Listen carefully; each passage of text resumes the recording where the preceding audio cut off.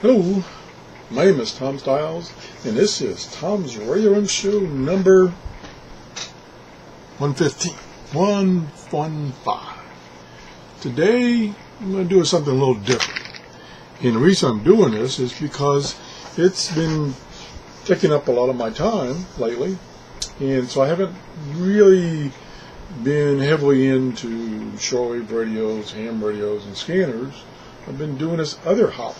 So I just thought I'd tell you about it. And what that hobby is, it started many years ago.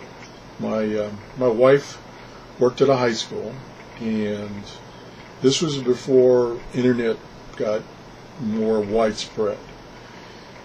And they wanted to start a class on using computers, the very basic stuff of using computers. But they didn't have much in the way of computer equipment. So what I did is I found used computers that needed some kind of repair. I'd fix them up, and it wasn't anything special computer compared to nowadays. And I'd give them to the school to put in their lab, and they'd have one more computer that a student could get onto and learn basic computing. So I did that for several years. And finally, the old computer thing caught on to the school system, and Apple started providing computers to the schools, either at a very low rate or free or whatever. So the school systems switched over to Apple computers, and of course I was working with Microsoft computers, Microsoft-based computers. And so the need for the computers I was putting together kind of went away. Matter of fact, they reached a point where they didn't want any more Microsoft-based computers, and so that hobby kind of went away. So it was, I'll call it dormant for many years. And the school systems just didn't need my services, which I was providing free, anymore, which was okay, fine. Then about 2 years ago, about 2 years ago, I got into something on the internet. It's a users group on the internet where people interact. And this particular users group, or groups, because it's nationwide, is called Free Cyclers, where people exchange equipment, items, free, back and forth. Instead of taking an item that they don't need anymore but still usable or maybe fixable, they put it on the users group and say, I've got this, it's yours free, come and get it. So I got into that, and I thought, hey, maybe I can do something similar to what I was doing in the school system, except this time, instead of providing used computers to schools, I would provide them to other people that were on the internet. Now, you say, well, if they're on the internet, they already have a computer. Well, where I live, for instance, down here in Florida, there's a lot of retired people, and like myself, and they're on Social Security, like myself, so they don't have a big income. So one thing the local libraries have done, which is really super, is they provide computers for people to come to the library, use their library card, and get on their computers and get on the internet, do their email, do their Facebook, or whatever, for free. Well, it's a little inconvenient. Plus, like, a typical library will have maybe 20 computers, some less. So, and every time I go to the library, which I go to the library about 3 times a week, because I'm always interested in finding new books, these computers are always full. People are using them all. There's people waiting to use them. So it's a little inconvenient because, number one, you have to go to the library, which maybe if you don't have a car, that could be a problem. And number two, you have to wait your turn to use the computer, and then they kind of limit you if there's people waiting to, a certain amount of time that you can stay on the computer. So if you're kind of slow, you may not get much accomplished. So people still have access to the internet and still have access to, for instance, this users group called Free Cyclers, and so they can exchange things. Well, what I do is I request, because you can request things, I request that anybody has a used computer that they're not using anymore, or it's broken, whatever, I would like to take it and fix it up and then give it back via Free Cyclers to people who can't afford a computer of their own, or that have a computer and it's died for some reason. Because in this area specifically, a minimum computer repair cost is $85, and that's a lot of money to people on Social Security. So I've been doing this for about 2 years now, and recently I've been getting a lot of computers in. Apparently there's more people using computers, and there's more people that haven't had an older computer that either broke or it's too slow, and they see my wanted ad and they call me and say, I've got a computer for you to recycle. So it's really taking up a lot of my time now, because I'm getting a lot of computers. I try to get them fixed up and then turn them around, give them to somebody, and so it's kind of my number one hobby now because of the time it consumes. And the thing is, I mean, there is some really, really generous people out there, and I get some really good computers to recycle. Now let me give you one example, and I'll move the camera around. Okay, see what happens. Okay, right here is a 17-inch Dell laptop. It's probably 5 years old. The lady that called me and said she had this, she says, well, it's probably got a virus and it may have some problems. It doesn't seem to work. It's slow, so I bought myself a new computer. So if you want this, you can have it. Well, being it was kind of working, I said absolutely.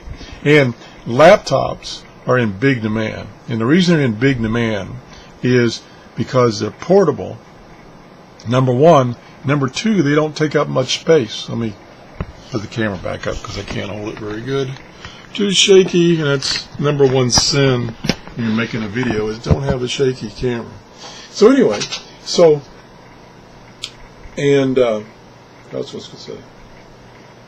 Oh, and they don't consume much power, and they don't take up a lot of space, because a lot of these people, they don't have much room. They live in a little apartment or a little house. They don't have much room. So laptops are in big demand. People want laptops.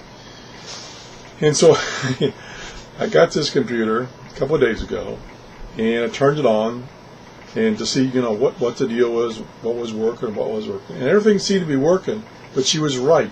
It's extremely slow. So one of the first things I do is look at what the configuration is. Well, number one, it's running a Centrino processor, which is a very, very slow processor to begin with. Number two, it's only running at 600 megahertz.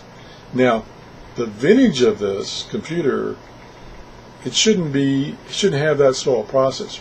But what a lot of manufacturers do is they put inexpensive processors to get the price down, and people buy these things not realizing once you start putting stuff on there, programs on there and things, it's going to really slow down.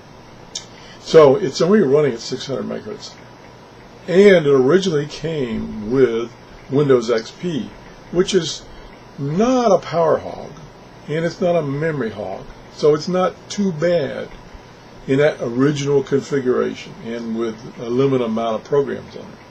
Well, number one, she eventually, or had somebody do this, I don't know, eventually put a lot of programs on there that are running in background, so that's slowing things down. Number two, she upgraded the operating system to Windows 7.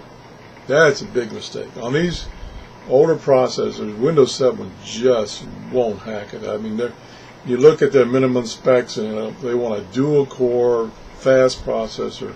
So it runs, but it runs slow.